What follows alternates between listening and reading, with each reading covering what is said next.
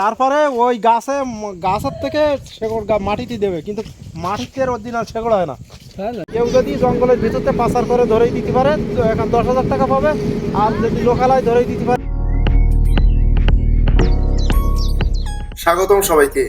আজ আমি এসেছি বিশ্বের সবচেয়ে বড় ম্যানগ্রোভ বন সুন্দরবনে। চলুন শুরু করা যাক আজকের ভিডিও। আমরা যাত্রা শুরু করি নীলডুমুর থেকে, একটি শান্ত নদীবিষ্ট জনপদ যেখানে শহরের কোলাহল থেমে গিয়ে শুরু হয় প্রকৃতির রাজত্ব। কেউ যদি জঙ্গলের ভিতরতে পাচার করে ধরেই দিতে পারে তো এখন 10,000 টাকা পাবে, আর যদি লোকালয় ধরেই দিতে পারে সে 8,000 টাকা পুরস্কার পাবে। এরকম সব ক্ষেত্রে এমন মানে বিধান আছে। মোট কথা বন্য প্রাণীর কি করা যাবে না, কোনো শিকার করা একেবারে শিকার করা নিষিদ্ধ, কোনো শিকার করা যাবে না, আর কোনো বন্য প্রাণীর উত্তপ্ত করা যাবে না, আর কোনো জঙ্গলে কোনো অবৈধ কোনো কাজ করা যাবে না, যেটা নিষিদ্ধ আছে। আর কোনো পারমিশন ছাড়া সুন্দরবনে ঢোকাই যাবে না। আজ কেউ যদি ঢোকে তার মধ্যে আইন ব্যবস্থা নেব, এটা নিষিদ্ধ একদম। সুন্দরবন হচ্ছে আজকের এই যাত্রা আমাদের নিয়ে যাবে বাংলাদেশের প্রাকৃতিক ঐতিহ্যের এক নীরব শক্তিশালী অংশে, কলাগাছিয়া সুন্দরবনে। পানি কোন পর্যন্ত ওঠে এখানে? ভাড়াটা হলো 6 ঘন্টা হলো ভাড়া, 6 ঘন্টা হলো জোয়ার, একটা নিয়ম। মানে এখন দেখা দেখি যে এখন যদি আপনার জোয়ার এখন যদি এই সন্ধ্যে 6টায় লাগে, তাহলে রাত 12টার সময় যাই আপনার ফুল জোয়ার হবে, ভাড়া লাগবে রাত 12টার সময়। আর ওইখান থেকে আবার ফুল 6 ঘন্টা ভাড়া সরবে, আবার ওইখান থেকে আবার ফুল 6 ঘন্টা আবার জোয়ার হবে।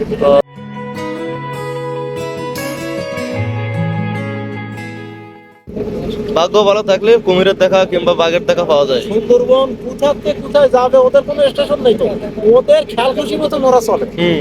এই হচ্ছে ওদের। কলাগাছিয়া সুন্দরবনের একটি গুরুত্বপূর্ণ অংশ, যা তার প্রাকৃতিক বৈচিত্র্য ও পরিবেশগত গুরুত্বের জন্য পরিচিত। এই অঞ্চলের ম্যানগ্রোভ বন অত্যন্ত ঘন, সুন্দরী, গরান, পশুর কেওড়া। এই গাছগুলো শুধু বনকে সুন্দর করে না, বরং উপকূলীয় এলাকা রক্ষা করে প্রাকৃতিক দুর্গ হিসেবে। প্রাকৃতিক দুর্যোগের সময় এই বনই হয়ে ওঠে মানুষের অদৃশ্য রক্ষা কবচ।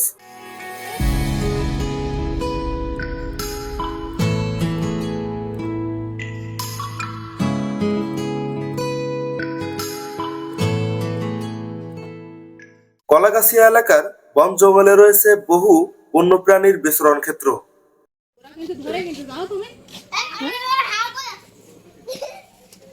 বাড়ি পোষা জিনিস খাবার মারবেন তাড়ায় মারায় বুনো জিনিস।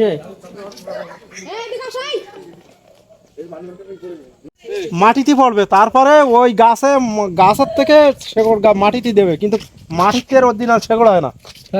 এই ওই শেকড় সব গাছের থেকে ছাড়ি মাটিতে দিচ্ছে। ওই না ওই দেখেন ওই নামাচ্ছে ওই গাছ হবে না, ওই শেকড় দিচ্ছে, আবার ওই শেকড় বের করে আবার মাটিতে দেবে।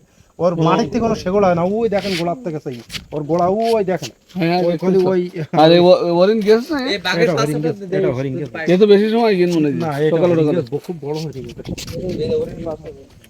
আমাকে সামনে পাবে না। এই না হরিণ মানুষ যে অঞ্চলে বাঘ থাকে সে অঞ্চলে হরিণ থাকতে পারে না। এই দেখেন হরিণে আইছি তাহলে এই অঞ্চলে বাঘ নিয়ে শীতকালে এখানে আসে অসংখ্য প্রকৃতির পাখি, বক, পানকৌড়ি, মাছরাঙা নদীর ধারে বসে শিকারের অপেক্ষায় থাকে। এই বৈচিত্র্যই সুন্দরবনকে করেছে অনন্য। বিজ্ঞানীদের মতে সুন্দরবনের গঠন শুরু হয় প্রায় 5 থেকে 6,000 বছর আগে। গঙ্গা, ব্রহ্মপুত্র, মেঘনা নদীর পলি জমে জমে ধীরে ধীরে এই বিশাল ম্যানগ্রোভ বন গড়ে ওঠে। নীলডুমুর থেকে শুরু হওয়া আমাদের এই যাত্রা এখানে শেষ হলেও কলাগাছিয়া সুন্দরবনের গল্প কখনো শেষ হয় না।